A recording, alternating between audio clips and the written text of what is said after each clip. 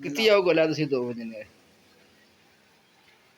ते ओ जिवें मैं ते चलो पट्ठे पाने वाला बंदा वां, इलम नहीं हासिल कर सकिया, मेरी किस्मत कल्ला पुत्तर मापियां नाल लग गया।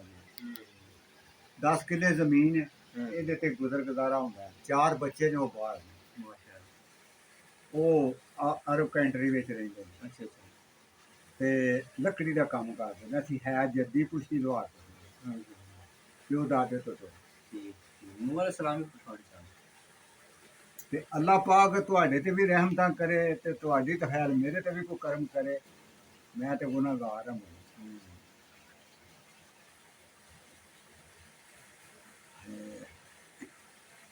और कोई बाबे बुल्ले शाह दा कोई शेर फिर सुना दो बुल्ले शाह दा हां मतलब जी मैं जिन्ने क मैनू आउंदे सन उन्ने क मैं अगे धर दित्ते साडे। बात है बहरहाल एडा माहिर नहीं मैं ना, मैं पढ़िया ही है एदा, ए सुन के याद होए। क्या बात है।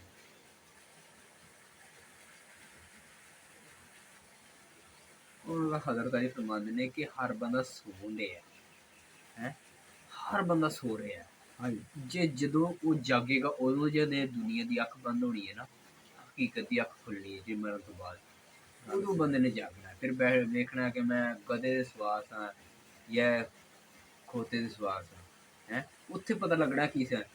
मतलब कि जगह जे लगाने की दुनिया नहीं है, ये इबरत की यह तमाशा नहीं है। बिल्कुल हैं मिले खाक में अहले शाह कैसे कैसे बड़े बड़े सैक्टरी दफन हुए हैं, बड़े बड़े एमएनए एमपी कब्रां दे विच पए हुए हाँ जी हैं। नहीं सर का दे बाबे नु दे दो थोड़ी सी पहुंच जाना जे कोई गल नहीं, लाओ तुसी झूठा नहीं ना लाओ झूठा लाओ तुसी, खैर तला एडी गल मिले खाक में अहले शाह कैसे कैसे हुए ना उबर बेनिशां कैसे कैसे जमी खा गई किन्ने जमीन दे विच टुर गए ने, जमी खा गई आसमां कैसे कैसे। हाँ जी तुझे पहले बचपन ने बरसों खिलाया, बचपन दे विच मां प्यो किन्नी ओह करदे ने तुझे पहले बचपन ने बरसों खिलाया, जवानी ने फिर तुझको मजनून, जवानी दे विच बंदा किसी नूं समझदे नहीं है। हाँ जी बिल्कुल हैं जुनून दा है ना। जवानी ने फिर तुझको मजनू बनाया, बुढ़ापे ने आके फिर क्या क्या सजा, बुढ़ापे दे विच फिर गोडे भी दर्द करदे हैं, ग्रीसा खत्म हो जांदियां ने फिर। बिल्कुल बिल्कुल बुढ़ापे ने आके फिर क्या क्या सताया, अजल तेरा मुंह तेरा कर देगी बिल्कुल सफाया। ये जगह जी लगाने की दुनिया नहीं है, इबरत की जहाँ तमाशा नहीं।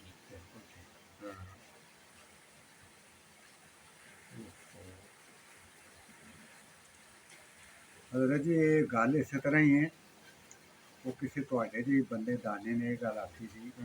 आ जाओ हजरत बंदा चलो जान है लोहार ही है पर पाटे खांदो आ है। इन्हू सिर्फ दस भी रंबा चंदा ना गल अगली गल नहीं ना सुननी ना सुनानी। ठीक है बाबा मौज सही गल दुनिया दे वो अदर जी की आख्या उन्हें, सीन सोहणियों सदा इबाद नहीं रहना इस जहान अंदर, कोई मरे दिने कोई मरे राती मेला लगा रहना कब्रस्तान। ये जी वंड रब ने कर छड़ी है, जिंदगी ते मौत ये हो गया। इंसान नू बड़ा गरूर है, खुदी वालिया तेरी खुदी च नरी भरी हुई है, कमलिया काहदा मान करना उस चुक लैनी जिस तरह। बंदा गरूर करदा मैं बड़ी वड्डी तोप हां, जिधर मुंह करके चलना फना कर देंगा हर शय। ठीक है घर कुछ भी नहीं सकता, अपना वाल भी टुट गया तो गंढ नहीं सकता। ताकत दी ताकत इन्नी देखो ना, अल्लाह पाक पहला बंदे नू देखो ना, अल्लाह पाक समझांदा है उदों भी ऐसा अपनी मां प्यो तो बगैर तू पेशाब नहीं करना है, मुहताज सा तू खान पीन का सब कुछ मुहताज सा है।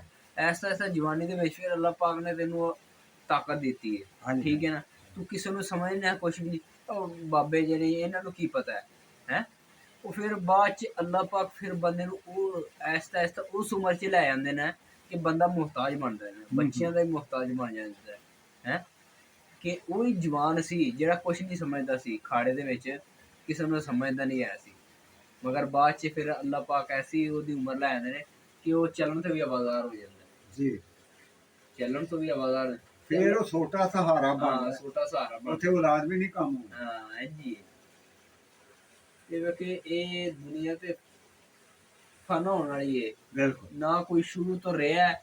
ਜੇ ਰਹਿਣਾ ਅੱਲਾਹ ਪਾਕ ਸਾਨੂੰ ਹੱਕ ਦਿੰਦੇ ਨਾ, ਸਾਡੇ ਨਬੀ ਨੂੰ ਦਿੰਦੇ, ਬਿਲਕੁਲ ਸਾਡੇ ਬਿਲਕੁਲ ਆਪ ਅਲੈਹਿਸਸਲਾਤੁ ਵਸਸਲਾਮ ਰਹਿੰਦੇ, ਮਗਰ ਆਪ ਅਲੈਹਿਸਸਲਾਤੁ ਵਸਸਲਾਮ ਦੁਨੀਆ ਤੋਂ ਪਰਦਾ ਕਰ ਗਏ 63 ਸਾਲ ਤੋਂ ਬਾਅਦ ਬਿਲकुल ਹੈ। ਤੇ ਯਾਨੀ ਮੈਂ ਕਿ ਮੇਰੀ ਉम्मत की अमूमन 60-70 साल ਜ਼ਿੰਦਗੀ ਹੋਗੀ। ਬਿਲकुल ਇਹ 60-70 ਸਾਲ ਜ਼ਿੰਦਗੀ, ਅੱਧੀ ਜ਼ਿੰਦਗੀ ਬੰਦੇ ਦੇ ਸੌਣ 'ਚ ਗੁਜ਼ਰ ਜਾਂਦੀ ਬਿਲकुल ਇਸ ਤਰ੍ਹਾਂ ਹੀ ਬਾਤ ਹੈ। ਇਸ ਤਰ੍ਹਾਂ ਹੀ ਤੇ 15 ਸਾਲ ਬੰਦੇ ਦੇ ਬਾਲਗ ਹੋਣ 'ਚ, ਬੱਚਾ ਤੇ ਬਾਲਗ ਹੁੰਦਾ ਨਾ ਬੰਦਾ, 15 ਸਾਲ ਉਹਦੇ 'ਚ ਗੁਜ਼ਰ ਗਏ। ਹਾਂ ਬਾਕੀ ਬਚਦੇ ਬੰਦੇ 15 ਸਾਲ ਜਾਂ 20 ਲਾ ਲਓ, 20 ਸਾਲ ਜ਼ਿੰਦਗੀ ਬਚਦੀ ਹੈ। ਹੂੰ, ਤੇ ਇਹ 20 ਸਾਲ ਅੱਲਾ ਦੇ ਹੁਕਮਾਂ ਨੂੰ, ਉਹਦੇ ਨਬੀ ਨੇ ਗੁਜ਼ਾਰ ਕੇ ਟੁਰ ਗਏ ਤੇ ਹਮੇਸ਼ਾ ਹਮੇਸ਼ਾ ਦੀ ਰਾਹ ਤੇ। ਅੱਗੇ ਤੇ ਮਰਨਾ ਨਹੀਂ ਨਾ, ਇੱਕ ਵਾਰ ਮਰਨਾ ਨਾ, ਬਿਲਕੁਲ। ਦੁਬਾਰਾ ਤੇ ਐਸੀ ਜ਼ਿੰਦਗੀ ਮਿਲਣੀ ਹੈ ਤੇ ਮੌਤ ਹੀ ਨਹੀਂ ਆਣੀ। ਹਜ਼ਰਤ ਜੀ ਵੇਖੋ, ਉਹ ਕਿਸੇ ਨੇ ਆਖਿਆ ਸੀ ਅਵਲ ਤੇ ਆਕੇ ਤੇਰਾ ਐ ਮੁਸਲਮਾਨ ਅੱਲਾ ਅੱਲਾ ਕਹੋ। ਅੱਲਾ ਅੱਲਾ ਨਹੀਂ ਕਹਿਣ ਜੋਗਾ ਕੰਮ ਨਹੀਂ ਕੋ ਤੇ ਸਾਫ ਨੀਅਤ ਨਾ ਖੋਟੀ ਕਰ। ਇਹਦੀ ਕੋਈ ਦਲੀਲ ਇਸ ਤਰ੍ਹਾਂ ਹੈ ਕਿ ਹਜ਼ੂਰ ਸੱਲੱਲਾਹੁ ਅਲੈਹਿ ਵਸੱਲਮ ਦਾ ਇਰਸ਼ਾਦ ਹੈ, ਇਨਮਲ ਆਮਾਲ ਬਿੰਨੀਆਤ, ਦਾਰੋ ਮਦਾਰ ਇਨਸਾਨ ਦੀ ਨੀਅਤ ਤੇ ਨੀਅਤ ਕੀ ਹੈ ਜ਼ਿੰਦਗੀ ਦੀ ਨੀਂਹ। ਸਮਝ ਗਿਆ। अब दुनिया सिजनुल मोमिन, मोमन बनने वास्ते तो दुनिया उनकी कह रही आप कैद खाना ही है, सही गल है। ना समझे तो मर्जी खुशी हमेशा नहीं रहती है, गम हमेशा नहीं रहता है, बदलता है। हाँ खूह बदलता ਦੀਆਂ है। ਟਿੰਡਾਂ ਵਾਂਗੂ ਕਦੇ ਭਰੀ ਤੇ ਕਦੇ ਸਖਣੀ, हाँ ਇਸੇ ਤਰ੍ਹਾਂ ਹੀ ਹੈ ਨਾ ਇੰਨੀ ਧਰਤੀ। ਗੱਲ ਹੈ। ਹਾਂ ਹਾਲ ਬੰਦਾ ਇਮਤਿਹਾਨ ਦੇ ਵਿੱਚ ਅਜ਼ਮਾਇਸ਼ 'ਚ ਗੁਜ਼ਰ ਰਿਹਾ, ਕਿਸੇ ਨੂੰ ਅੱਲਾਹ ਪਾਕ ਖੁਸ਼ਹਾਲੀ ਦੇ ਕੇ ਅਜ਼ਮਾ ਰਿਹਾ, ਬਿਲਕੁਲ ਕਿਸੇ ਬਿਲਕੁਲ ਨੂੰ ਅੱਲਾਹ ਪਾਕ ਤੰਗੀ ਦੇ ਕੇ ਅਜ਼ਮਾ ਰਿਹਾ।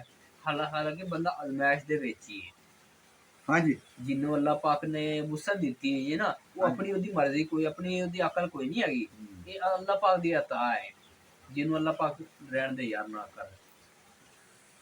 देखो ना अल्लाह पाक कुरान के अंदर माशाल्लाह हम गांव में हैं, गांव में हैं बड़ी। तो यहाँ पर ये पुल चल रहा है और ये साथ खेत है, बहुत प्यारे प्यारे खेत है, सब्जा बहुत खूबसूरत नज़र आ रहा है। तो हम यहाँ दावत के नीयत से हमें एक बहुत दूर सफ़र करके हम आए गांव में, हमें बुज़ुर्ग मिले, वहाँ पर बैठे थे, उनसे बात हुई, अभी बात चल रही है। तो ये काम है हमारा दावत इल्लल्लाह का, इंशाअल्लाह आगे भी आपको मिलेंगे।